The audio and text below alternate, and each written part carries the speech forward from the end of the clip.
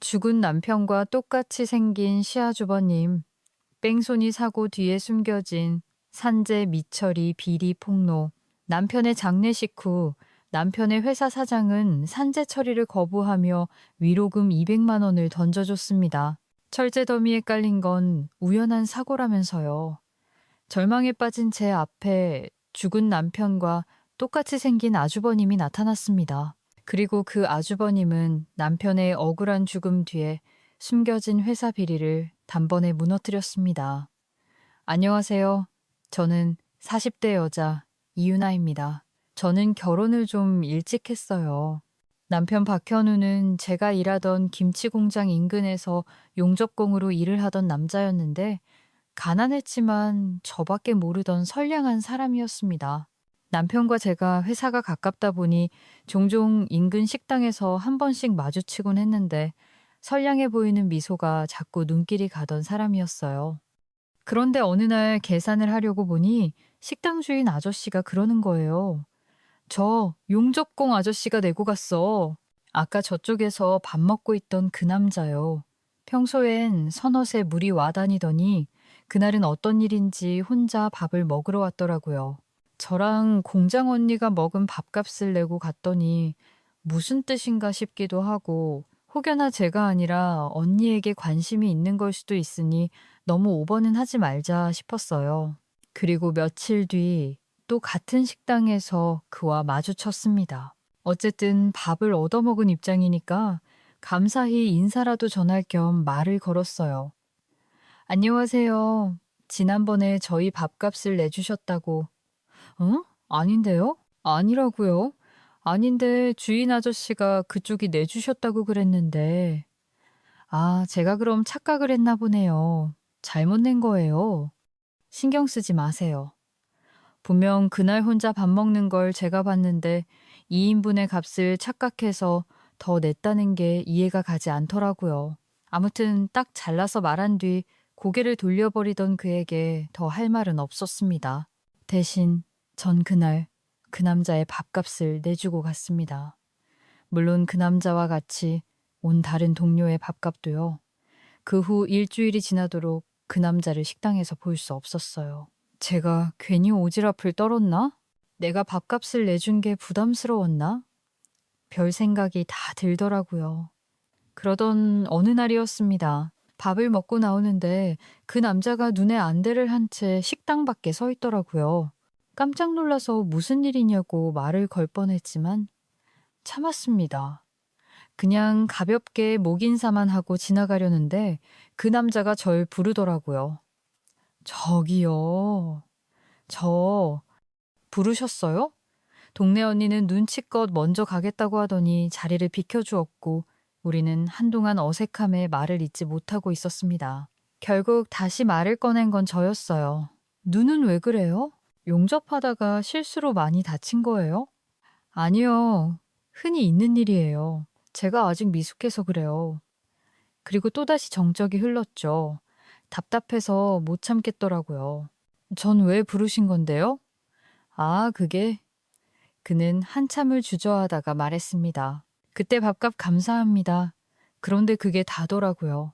그 얘기 하려고 기다렸다고요? 아직. 그러니까 그게. 아무리 기다려도 그러고 말기에 그냥 공장으로 돌아가려던 그때였습니다. 저 점심시간이 다 끝나가서 가봐야 할 것 같아요. 밥값 실수로 낸 거 아니에요. 네. 그때 밥 갚는 거 일부러 낸 거예요. 그때 같이 일하는 형이 옆에 있어서 저도 모르게 아니라고 잡아댔어요. 그의 말을 끝으로 우리는 또 한동안 말이 없었습니다. 그러나 그 순간 우리 사이로 살랑 불어오던 바람이 어쩐지 간지럽더라고요. 실은 저 눈에 반했었어. 그래서 자꾸 그 식당에 가서 밥 먹고 그랬는데 말을 못 걸겠더라고.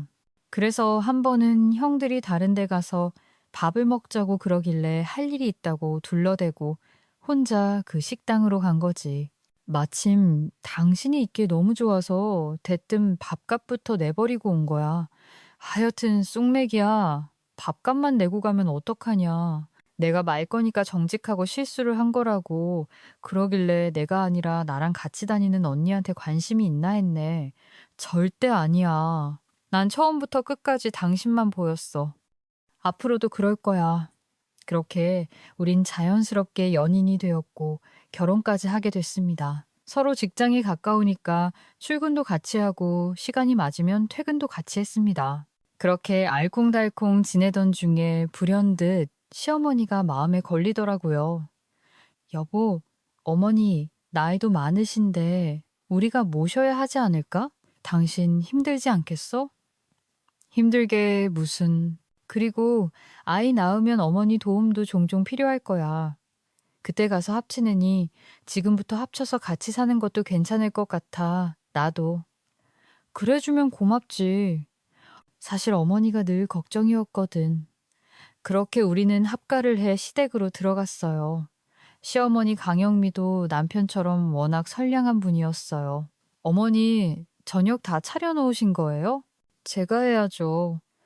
종일 일하고 와서 무슨 저녁을 차려. 내가 아무리 늙었어도 부모다. 니들 밥 차려주는 게 뭐 힘든 일이라고. 퇴근하고 서둘러 집에 돌아와도 늘 저녁을 다 차려놓으시는 건 기본이었고, 주말에 같이 나가서 외식이라도 하자고 하면 한사코 거절하시며 둘이 나가서 재밌게 놀고 오라고 하셨습니다. 어머니, 그러시지 말고 같이 나가서 맛있는 거 먹어요. 나 신경 쓰지 말고 하고 싶은 거 다 해. 평소에도 밖에서 데이트하고 오고 싶으면 그렇게 해. 애들 태어나면 그럴 정신도 없다. 한가할 때 신혼도 즐기고 마음껏 놀아. 물론 혼자 계신 어머니를 두고 어떻게 툭하면 나가서 데이트를 하겠어요. 그래도 합가는 참 잘한 선택이다 싶더라고요. 산재 미처리와 외면, 남편의 억울한 죽음. 그러던 어느 날 남편의 회사 동료에게서 전화를 받았습니다. 재수 씨, 사고가 좀 났어요. 지금 병원으로 가는 중인데 바로 오셔야 할 것 같아요. 그즈음 저는 남편 회사 동료들과 꽤 친했어요. 다들 우리 결혼식에 와주신 분들이기도 했고, 직장이 가깝다 보니 퇴근하는 길에 남편의 회식 자리에서도 종종 참석했었거든요. 남편이 하는 일이 용접이다 보니 종종 사고가 있긴 했지만 회사에서 연락을 받은 건 처음이었습니다. 급히 병원으로 가보니 남편의 몰골이 말이 아니었습니다. 왜 이렇게 다친 거예요? 철제 더미에 깔렸어요. 남편의 상태는 매우 좋지 않았습니다. 숨은 쉬고 있었지만 의식이 없는 상태였어요. 결국 의사가 그러더라고요. 마음의 준비를 하시는 게 좋겠습니다. 오늘 밤이 고비입니다. 결국 남편은 그 밤을 넘기지 못하고 세상을 떠났습니다. 제가 슬픈 것도 슬픈 건데 이 사실을 시어머니께 어떻게 알려야 할지 모르겠더라고요. 아들 하나 보고 사신 분인데 충격이 너무 클 것 같았어요. 어머니, 놀라지 말고 들으세요. 사고가 나서. 그런데 목이 메서 더 말을 못 하겠는 거예요. 알았다. 무슨 소린지 알았어. 의외로 시어머니는 차분하셨고 병원에 와서도 눈물을 참으시며 하나뿐인 아들의 마지막 길을 침착하게 배웅하셨습니다. 장례가 끝난 뒤에야 시어머니는 참았던 눈물을 쏟아내시더라고요. 아가, 너도 나 떠나서 새 출발해. 유나야, 너까지 저렇게 되면 난 살 수가 없을 것 같아. 저는 그런 시어머니와 부둥켜 안고 한참을 울었습니다. 그런 말씀 마세요. 제가 평생 모실 거예요. 저는 혼자 남은 어머니를 외면할 생각이 없었어요. 가족으로 만난 사람들끼리 서로 의지하며 살아야 한다고 생각했죠. 문제는 남편의 회사 사장이 남편의 사고를 산재로 처리해주지 않으려고 했다는 겁니다. 이게 어떻게 산재가 아니에요? 아니, 철제 더미가 거기서 쏟아질 줄 누가 알았겠습니까? 이건 우연히 일어난 사고죠. 일을 하다가 일어난 사고라서 산재인 거예요. 아니, 무슨 그렇게 심한 말을 하십니까? 이게 무슨 산업재해라고 산재니 뭐니 하시는 거예요. 그렇게 말씀하시면 우리 사업장이 무슨 재해를 불러일으키는 것 같잖아요. 정, 그러시면 제가 위로금은 조금 드릴게요. 그렇지만 산재 처리는 근거가 없어서 할 수가 없습니다. 남편의 회사 사장은 저에게 미안하다는 말 한마디도 하지 않았습니다. 그러더니 남편의 통장으로 겨우 200만 원을 넣었더라고요. 그게 위로금인 모양이었습니다. 저는 그게 남편의 목숨값인 것 같아 더 서러웠습니다. 이후로도 여러 번 사장을 찾아가 따져 물었지만 나중에는 귀찮다면서 자리를 피해버리더라고요. 저는 결국 소송을 할 생각으로 남편의 직장 동료들을 찾아갔습니다.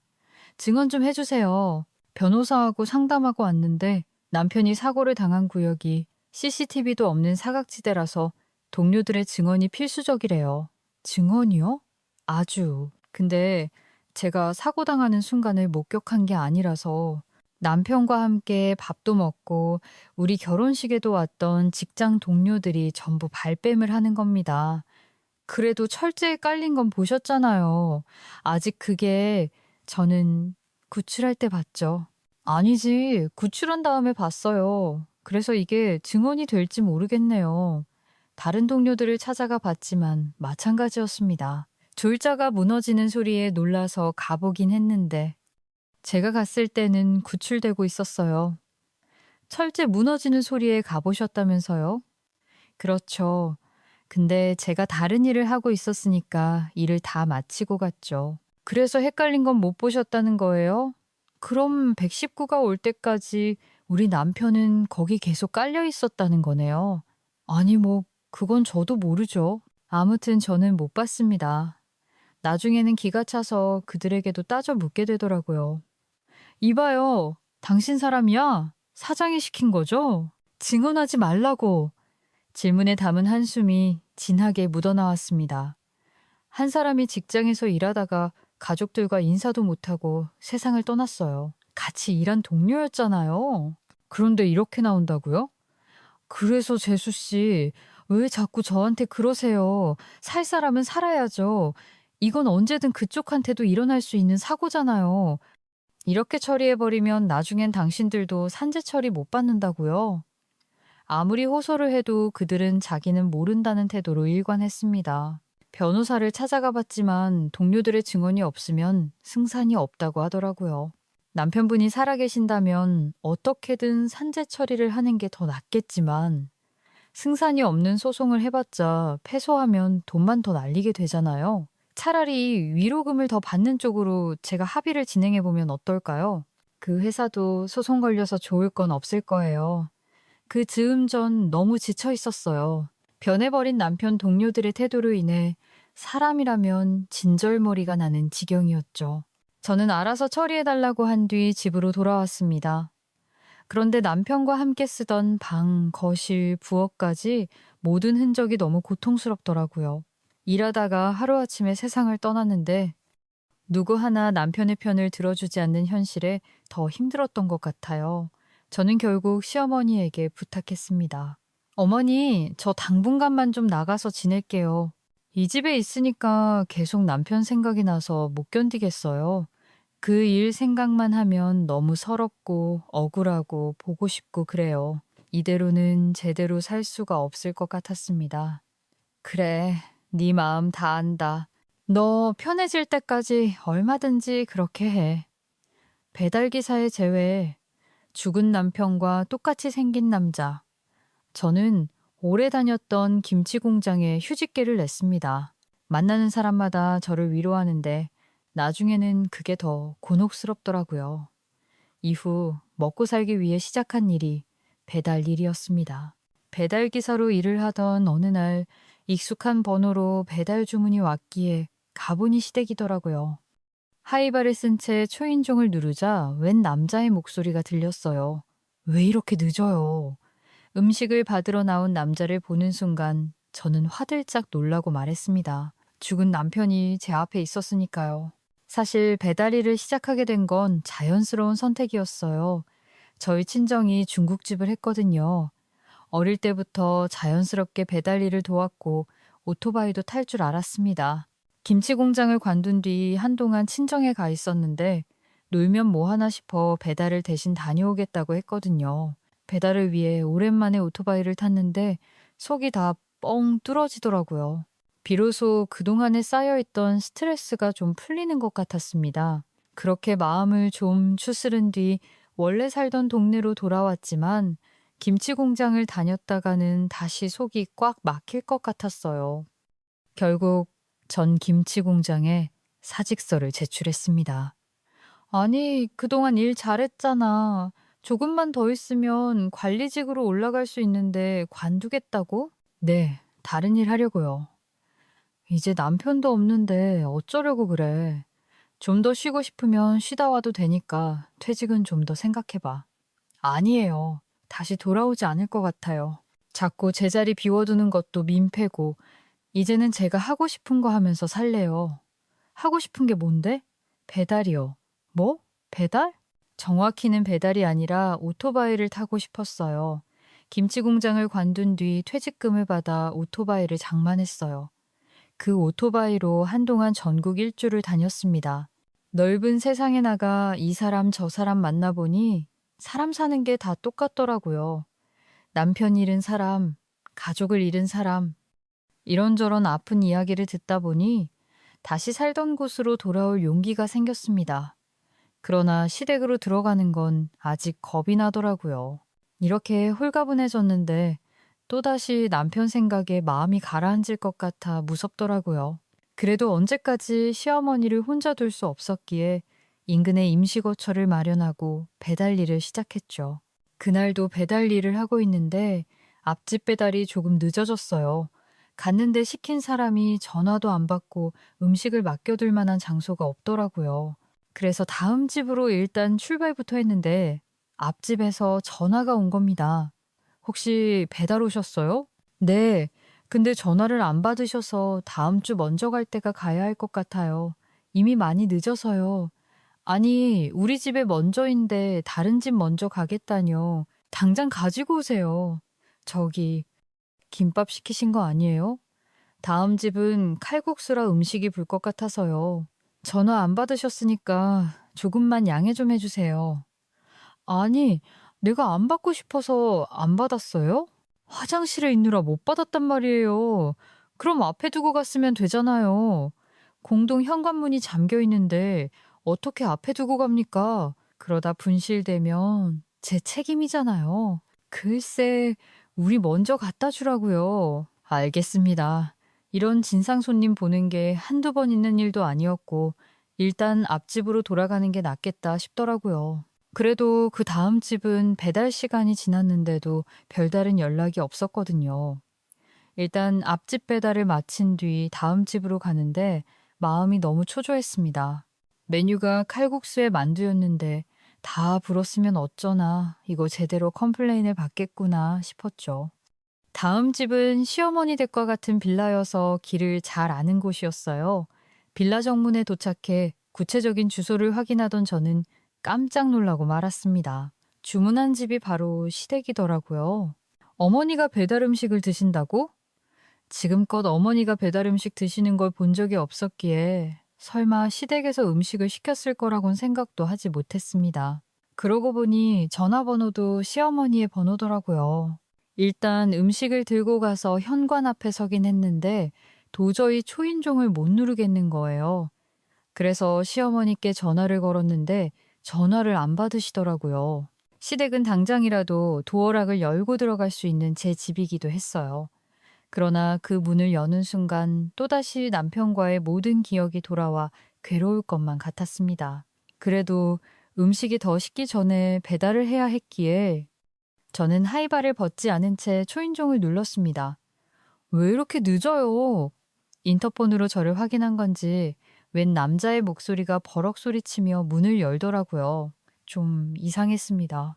시댁에 남자가 있을 리가 없었으니까요. 아, 죄송합니다. 앞집 배달이 좀. 그러나 전 제 앞에 있는 남자를 보는 순간 말문이 막히고 말았습니다. 여보? 환상을 보는 줄만 알았어요. 너무 오랜만에 집에 온 거니까 남편이 그 문을 열어주는 것 같은 환상을 본 건가 싶었죠. 이거 꿈이야? 지금 당신 내 꿈에 나타난 거야? 네? 여보? 당신 무슨 말씀을 하시는 건지. 아, 저 미혼이에요. 그러나 그가 남편과 똑같은 얼굴로 미혼이라고 말하자 울컥 화가 나더라고요. 당신이 어떻게 미혼이야? 내가 당신 와이프인데. 아니, 배달도 늦게 오셨으면서 웬 헛소리까지. 그 남자가 배달이라는 단어를 꺼내는 순간 정신이 번쩍 들었습니다. 예, 분명 남편과 똑같이 생긴 사람이었는데 태도하며 표정이 많이 다르더라고요. 아니, 칼국수랑 만두를 시켰는데 이렇게 늦게 오시면 어떡해요? 혹시나 사고 날까봐 전화는 안 했는데 이건 좀 너무하죠? 얼른 주세요. 다 불어터진 거 아닌지 모르겠네. 그러면서 음식을 확인하는 모습을 보는데 자꾸만 남편과 겹쳐 보이는 겁니다. 저는 그제야 정신이 돌아왔고 그 집이 시댁이라는 것을 깨달았습니다. 그때였어요. 좀 늦을 수도 있지 뭘 그래. 엄마, 시장 아시잖아요. 아유, 괜찮아. 저기 기사 양반 괜찮으니까 조심히 가요. 그러나 그 남자가 시어머니를 엄마라고 부르는 순간 저는 참을 수 없었습니다. 시어머니가 문을 닫으려는 순간 저는 문을 붙잡았어요. 아니, 기사 양반 왜 그래요? 시어머니가 당황한 얼굴로 저를 봤습니다.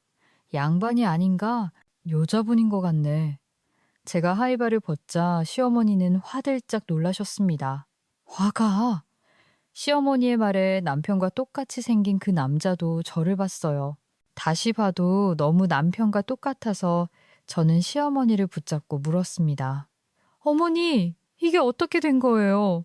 저 사람 우리 그이 맞죠? 어떻게 된 거예요? 살아난 거예요? 근데 기억을 잃었어요?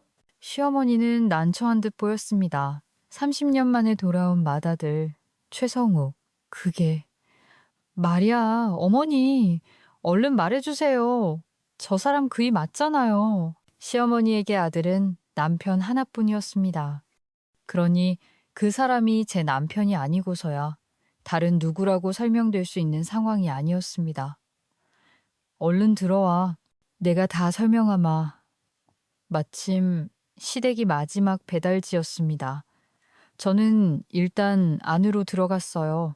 분명 제가 살던 집인데 남편처럼 보이는 남자가 안에 있자 선뜻 들어갈 수가 없더라고요. 참 이상한 순간이었습니다. 분명 남편이 그 집안에 있는데 낯선 그림처럼 느껴지는 거예요. 내 큰아들이다. 시어머니의 말에 저는 숨이 멎는 것 같았습니다. 그런 거죠? 그이 맞는 거죠? 부엌에 있던 그 남자도 거실로 나왔습니다. 엄마, 왜 안 오시고 배달기사를 집으로 들인 거예요? 그러나 그 남자도 저를 알아보더라고요. 어? 혹시, 맞아. 네, 재수 씨야. 어머니, 그게 무슨, 재수 씨라니요? 저는 이 사람 아내죠.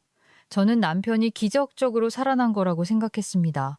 다만 기억을 잃어서 저를 기억하지 못하는 거라고 믿었어요. 그러나 시어머니는 저를 다독이며 말씀하셨습니다.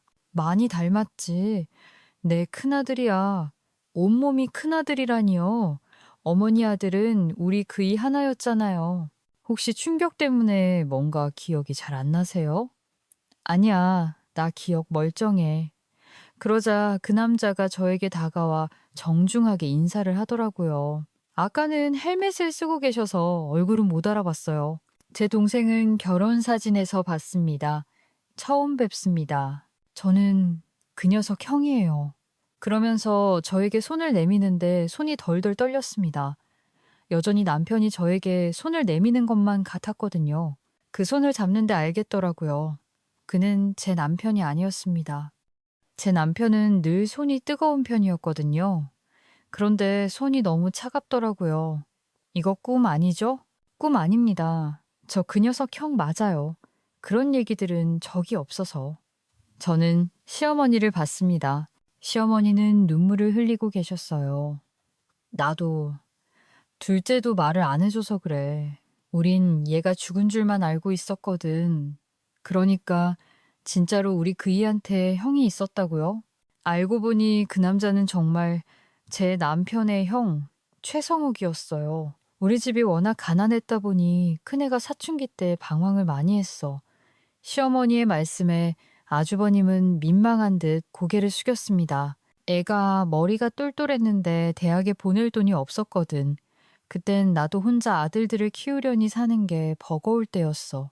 아이가 대학에 가고 싶다고 하는데 내가 매정하게 그랬거든. 우리 집이 너 대학 보낼 돈이 어디 있냐고. 그 돈이 있으면 함께라도 따뜻하게 먹고 살아야지. 내 생각만 하느냐고. 엄마가 너무 매정하게 그러시니까 우리 마음이 너무 서럽더라고요. 그때 어머니의 입장을 헤아릴 수가 없었어요.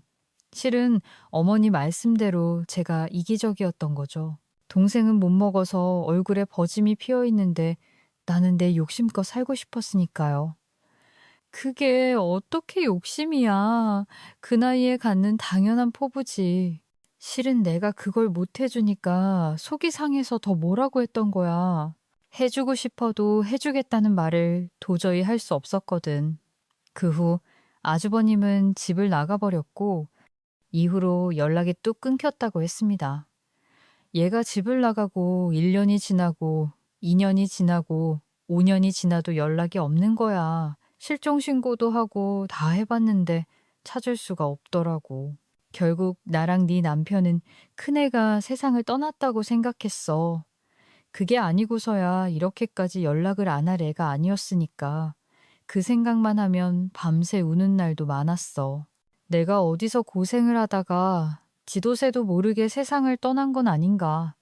얼마나 외롭고 힘들었을까 싶어서 그냥 어떻게든 대학에 보내줄 걸, 그냥 보내준다고 말이라도 해서 붙들어 놓을 걸 싶었지. 엄마가 제가 집 나갈 줄 어떻게 아셨겠어요. 야반 도주 아들 사라졌는데. 모자의 이야기를 듣고 나니 그제야 눈앞에 있는 사람이 남편이 아니라 아주버님이라는 게 믿기더라고요. 그래서 아주버님은 왜 연락을 안 하셨던 거예요? 사실 엄마에 대한 미움이 늘 있었어요.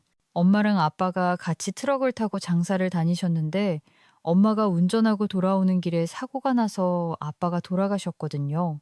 그 후로 엄마가 운전하는 차에도 안 탔고 엄마가 써준 도시락도 안 먹고 엄마가 하라는 건 하나도 안 했어요. 돌아보니 그때가 사춘기였더라고요. 제가 대학에 가겠다고 하니까 엄마가 대학보단 일단 취업을 해서 나중에 대학 가는 게 어떻겠냐고 했는데 반항하고 싶은 마음만 들더라고요. 엄마는 아빠를 죽여놓고도 가족의 소중함을 모르는구나. 내 마음을 전혀 알아주지 않는구나. 그러면서 말도 안 되는 생각을 계속했던 것 같아요. 그러니 집을 나가서도 연락을 하고 싶지 않았죠. 이제부터는 평생 볼 일 없다고 생각하면서 지냈으니 연락을 했겠어요. 그래도 그 어린애가 혼자 사는 게 쉽진 않았을 텐데. 그래. 그래서 나도 얘가 살아있을 거라는 생각을 못했어. 엄마가 못 찾게 하려고 배를 탔어요. 배 타고 중국으로 갔죠. 이야기를 듣던 시어머니는 또다시 눈물을 흘리셨습니다. 내가 얼마나 미웠으면 그 어린애가 배를 탈 생각을 다 했겠니. 제가 철이 없었어요. 겁이 없어서 그런 거죠, 뭐. 그렇게 갔다가 쥐도 새도 모르게 사라졌어도 아무도 몰랐을 거예요. 그땐 그런 생각을 전혀 못했어요. 그럼 언제 돌아오신 거예요? 이제 막 3일 됐어. 안 그래도 너한테 연락을 하려던 참인데 걔가 배달기사로 떡하니 온 거지. 아까는 진짜 남편인 줄 알았어요. 너무 닮아서. 어릴 때부터 나이 차이는 좀 있는데 쌍둥이 같다는 소리를 많이 들었어. 그러고 보니 아주버님이 나이가 좀 더 많아 보이긴 하더라고요. 굴지의 기업가와 산재 미처리 비리 폭로 그이 없어서 많이 놀라셨죠? 실은 알고 왔습니다. 네, 먼 중국 땅에서 연락도 안 하고 지내던 사람이 어떻게 동생의 부고를 알고 온 건지 의아했습니다. 사실 제가 회사를 운영하는데 동생이 다니던 회사의 가장 큰 고객이었어요. 정말요? 네. 그런데 얼마 전에 그 회사 사장이 중국으로 저를 만나러 왔었거든요. 재계약을 앞두고 있거든요. 와서 비싼 식사도 대접하고 그러길래 흔히 있는 일이라 그러려니 했었어요. 그런데 그 사람이 대뜸 최근에 자기 회사에 골치 아픈 일이 있었다면서 사장 노릇이 힘들다고 하소연을 하더라고요. 직원 하나가 사고로 세상을 떠났다고요. 사장이 아주버님에게 말한 그 사고는 제 남편이 당한 사고였습니다. 원래 같으면 산재 처리할 만한 일도 아니었는데 그 와이프가 와서 고소하겠다고 난리를 치더라고요. 그래서 어떻게 처리하셨어요? 그 직원이 진짜 열심히 일하던 사람이었거든요. 그래서 그냥 산재 처리해줬죠. 회장님도 아시겠지만 산재 처리해서 제가 좋을 게 하나도 없잖아요. 그래도 어떻게 해요? 직원들 아끼는 마음으로 했죠. 잘하셨네요. 그래도 내 회사에서 일하다가 세상을 떠났으면 책임지는 마음을 가져야죠. 회장님은 제 마음 알아주실 줄 알았습니다. 아, 제가 이렇게 힘들게 산다니까요. 그 사장은 아주버님의 마음에 들기 위해 자신이 한 선행과 공로에 대해 열심히 떠들어댔고 아주버님은 그 얘기에 재계약을 마음먹었다고 했습니다. 저랑 오래 계약을 한 사정이니 저를 잘 알았던 거죠. 우리 회사가 약자들을 돕는 사업과 기부도 많이 하고 있었거든요. 말도 안 돼요. 그 사람 우리 남편한테 산재 처리 안 해줬어요. 예, 저도 압니다. 처음엔 그 사장 말을 믿고 비서에게 재계약 서류까지 준비하라고 했었어요. 그런데 비서가 그 사장과 전혀 다른 보고를 하더라고요. 회장님이 회사랑 재계약하실 생각이신가요? 얼마 전에 철제 더미가 무너지는 사고가 있었다고 하던데요. 그래? 그래서 직원 하나가 세상을 떠났다고 하더라고요. 아주버님은 그저 사고의 내용을 알게 됐고 그 정도면 산재 처리를 당연히 해줘야 하는 일이 아닌가 싶었대요. 전자 처리가 필요 없는 일인데 해줬다고 한 말이 걸리더라고요. 그래서 비서에게 진상을 좀 더 알아보라고 한 뒤 재계약을 미뤘죠. 그리고서 알아보니 이 사람이 산재 처리를 안 해줬더라고요. 산재 처리를 안 해준 것도 비도덕적인데 나한테 와서 뻔뻔하게 거짓말을 했다는 걸 알고 나니까 어이가 없더군요. 저는 그간의 서름을 아주버님께 털어놓았습니다. 제가 얼마나 가서 애원했는데요. 우리 남편 열심히 일하다가 이렇게 된 건데 산재 처리를 안 해주는 게 말이 되냐? 이건 내 남편이 열심히 일한 시간을 외면하는 거다. 설득도 해보고 동료들한테 증언도 부탁했는데 사장이 시킨 건지 다들 사고 상황을 직접 본 게 아니라고 증언을 못 해주겠다고 하더라고요. 그 정도인 줄은 몰랐어요. 다만 그 회사 상황을 직접 보고 재계약을 결정하려고 한국에 왔어요. 어쨌든 기존에 거래하던 곳인데 해명 기회도 주지 않고 재계약을 무산시킬 순 없겠더라고요. 그래서 아주버님은 불시에 남편이 다니던 회사 사장을 찾아갔고 그는 무슨 귀신이라도 본 것처럼 놀라더랍니다. 왜 그렇게 놀라십니까? 아니 그게 아니면 중국에서만 뵙다가 여기서 뵈니까 제가 알던 사람이랑 많이 닮으셨네요. 제가요? 아주. 아닙니다. 제가 무슨 헛소리를. 아유, 한국을 다 오시고 오전 일이십니까? 아주버님은 그때부터 느낌이 이상했대요. 그 사장이 너무 당황하는 것도 그렇고 자신과 그렇게 닮은 사람이라면 동생밖에 없을 테니까요. 사실 처음 그 회사에 계약 기회를 준 건 그 회사가 제 고향 동네에 있어서였어요. 그런데 그 사장이 절 보고 누굴 닮았다고 했다가 말을 황급히 얼버무리니까 이상할 수밖에. 아주버님은 그 사장에게 단도직입적으로 물었다고 해요. 사고로 세상을 떠났다는 직원 인사 기록 좀 볼 수 있습니까? 산재 기록까지 전부 다요. 제 계약을 원한다면 보여주세요. 확인할 게 있어서 그럽니다. 결국 사장은 아주버님 앞에 남편의 인사 기록을 가져왔다고 합니다. 그런데 일부러 그런 건지 사진을 뗐더래요. 그런데 그 이름을 어떻게 모르겠어요. 그 녀석이 인사 기록을 보는데 자꾸 눈물이 나려고 해서 힘들었습니다. 그 사장에겐 티내고 싶지 않았거든요. 아주버님은 사장의 말과 달리 산재 처리가 되지 않은 것을 확인했고 사장은 허둥지둥 둘러댔다고 합니다. 아, 그게 아니라요. 회장님, 지금 산재 처리 중인데 아직 처리가 끝나지 않아서 처리되지 않은 걸로 기록된 겁니다. 돌아가신 지 몇 달이 지난 것 같은데 아직도 산재 처리가 안 된 건 회사가 승인을 하지 않은 거 아닌가요? 아유, 그러니까요. 제가 하라고 했는데 담당자가 실수로 누락을 했다지 뭡니까? 저도 회장님 덕분에 오늘에서야 알았어요. 제가 서둘러 처리를 하라고 하려고요. 그럼 지금 하시죠. 제가 보는 앞에서. 그게 시간이 좀 지나서 절차를 처음부터 다시 밟아야 해서요. 그럼 처리되면 연락하세요. 재계약은 그때 다시 논의하죠. 계속 눈물이 날 것 같아서 아주버님은 서둘러 자리를 떠났다고 했습니다. 그 인간 애초부터 할 생각 없었어요. 저도 압니다. 그런데도 재계약 기회를 주시는 거예요? 아니요, 이미 늦었죠. 네? 아주버님은 저를 보며 의미심장한 미소를 지어 보였습니다. 재수 씨, 제가 그 녀석을 다시 살릴 순 없어도 재수 씨 힘들었던 건 다 풀어드릴게요. 저는 그때까지만 해도 아주버님이 중국에 있는 회사의 주인이라는 것 정도는 인지했지만 그 회사가 얼마나 큰지는 체감하지 못하고 있었어요. 그냥 제 맘을 알아주시는 것만으로도 고마웠고 적어도 그 회사랑 재계약은 안 하시겠구나 싶어 속이 좀 풀리는 것 같았습니다.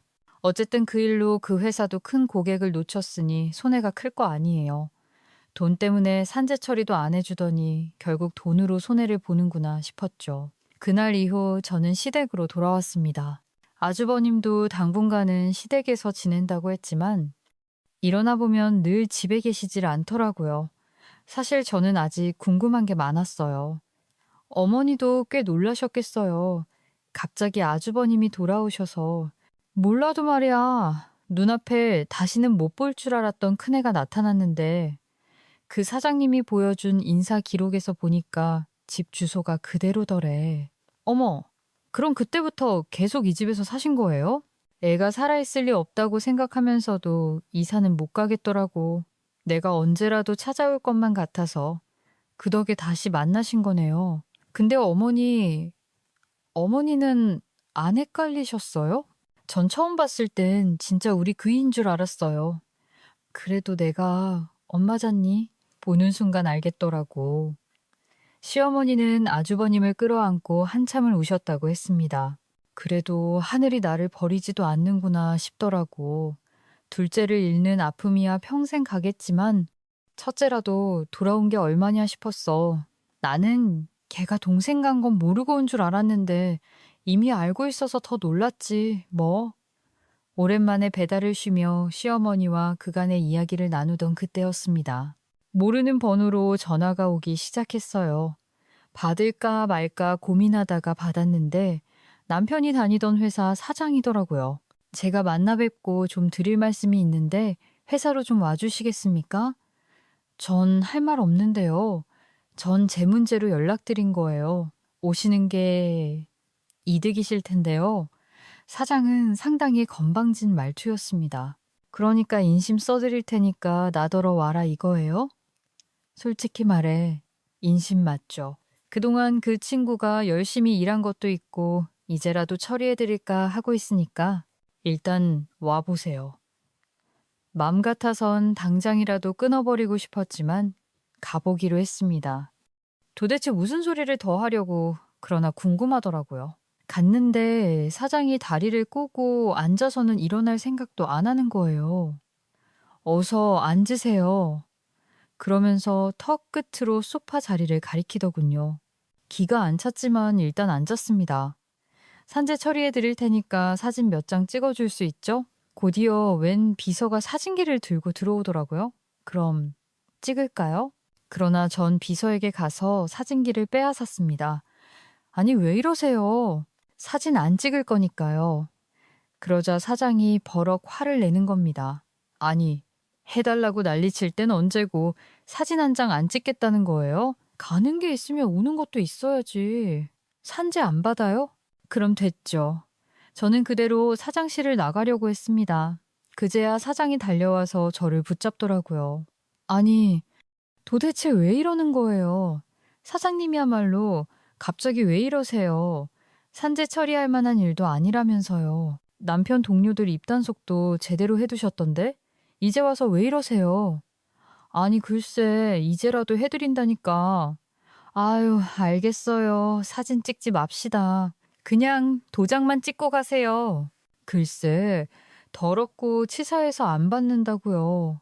아니, 도장 하나만 찍으면 끝인데 왜 안 받아요? 주는 건 사장님 마음이고 안 받는 건 내 마음이에요. 아니, 남편 생각을 하셔야지. 그건 남편의 명예를 인정받고 싶다면서요.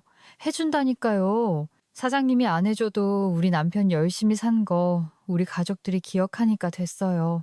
전 이만 갑니다. 그 사장의 속을 제가 모를 리가 없잖아요. 남편 산재 처리해주고 아주버님 회사와 수월하게 재계약을 하고 싶은 거겠죠. 그 회장이 내 남편의 형인 줄도 모른 채 말이죠. 그렇게 집으로 돌아왔는데 이제는 남편 회사 동료들이 저에게 연락하기 시작했습니다. 재수 씨, 산재 받으면 좋은 게 얼마나 많은데 왜 안 받으세요? 사실 제가 사장님 때문에 그동안 말을 못했어요. 이제라도 필요하시면 제가 증언할게요. 제가 이제 와서 증언 필요할 일이 어디 있어요. 그래도 혹시 도움은 필요할 때 줘야 도움이겠죠? 아닌지, 도움도 아니지. 사실 좀 말해달라고 했는데 입국 다물었던 분이 갑자기 왜 이러시는 거예요?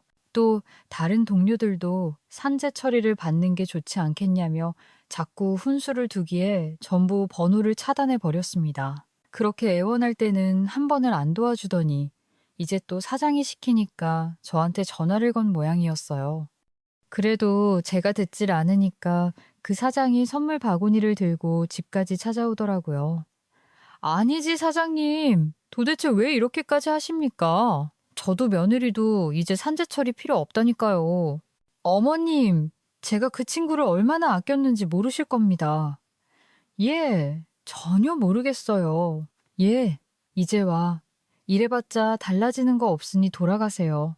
사실 그때 아주버님도 집에 계셨거든요. 저랑 아주버님은 숨죽인 채 그 모습을 보고 있었습니다. 어머, 우리 어머니 맞으세요. 저렇게 매몰차게도 말씀하실 줄 아는구나. 젊을 때는 더 하셨어요. 그땐 살기 어려워서 더 그러셨겠지만. 그렇게 전 시어머니의 새로운 모습도 보고 어머니 앞에서 무릎을 꿇는 사장님 모습까지 볼 수 있었습니다. 사실 그 정도로 속이 꽤 시원했어요. 며칠 뒤에 아주버님은 중국으로 돌아가셨습니다. 일이 많아서 일단 가서 처리를 좀 하고 또 오겠다고 하시더라고요. 그렇게 몇 달이 지난 어느 날 깜짝 놀랄 만한 사실을 듣게 됐죠. 세상에, 둘째가 다니던 회사가 부도가 났다는구나. 네? 어쩌다가요? 원래부터 사장이 비리가 많았던 모양이야. 그게 다 들통나는 바람에 투자처도 다 잃고 망했대. 어머, 둘째가 깔린 철제 관리도 엉망이었다더라. 안전 관리를 제대로 안 한 것도 다 걸린 모양이야. 몹쓸 인간 같으니라고. 그래놓고 지들은 책임 없다고 발뺌이나 하고. 불쌍한 내 아들. 그제야 저는 아주버님이 꽤 영향력 있는 사업가라는 것을 체감할 수 있었습니다. 저는 아주버님께 전화를 걸었습니다. 아주버님, 어떻게 하신 거예요? 남편 다니던 회사 잭이 불능인 것 같더라고요. 사실 마음이 좀 무거웠어요. 남편을 외면한 사장과 동료들이 밉긴 했지만 직장을 잃었을 다른 직원들을 생각하니 마음이 편하지 않더라고요. 엄밀히 말하자면 제가 한 건 거래를 끊는 거랑 과실에 대한 신고를 한 것뿐이에요. 그 사장이 평소에 회사를 건실하게 잘 운영을 했다면 제가 거래를 끊는다고 망하기까지 했을까요? 좀 힘들기는 해도 다른 거래처를 타서 운영을 이어갔겠죠? 하긴 그런 사람이니까 그이한테도 그렇게 못되게 굴었던 거겠죠? 그럼요. 제가 아무리 동생 일로 화가 나도 멀쩡한 회사를 망하게 할 만큼 기업 윤리가 없는 사람도 아니고요. 그 사장은 정당한 대가를 치른 것뿐이에요. 이런 말이 어떻게 들릴지는 모르겠지만 저도 제 동생 덕에 부도덕한 거래처를 하나 걸렀습니다. 안 그랬으면 이번에도 재계약을 했을 거고 그런 사람의 배를 불려줬을 테니까요. 조사해보니까 직원들 체납도 꽤 있더라고요. 정말요?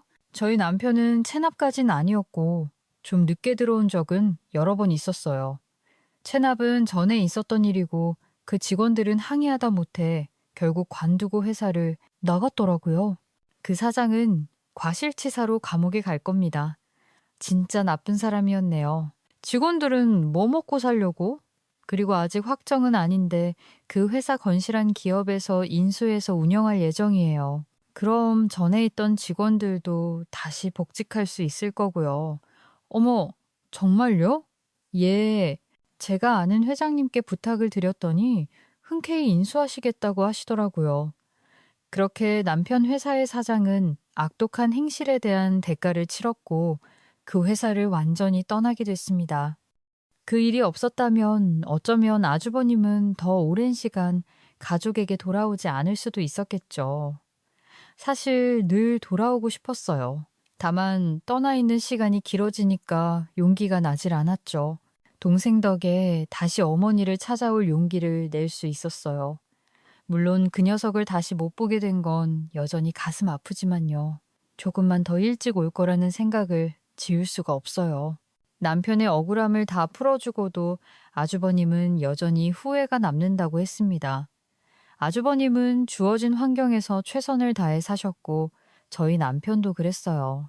예, 그렇지만 두 번 다시는 이렇게 가족의 부고를 듣고 싶진 않네요. 그래서 말인데 재수 씨, 어머니랑 같이 제가 사는 곳으로 가는 건 어떠세요? 갑작스러운 제안이라 저는 좀 당황했어요.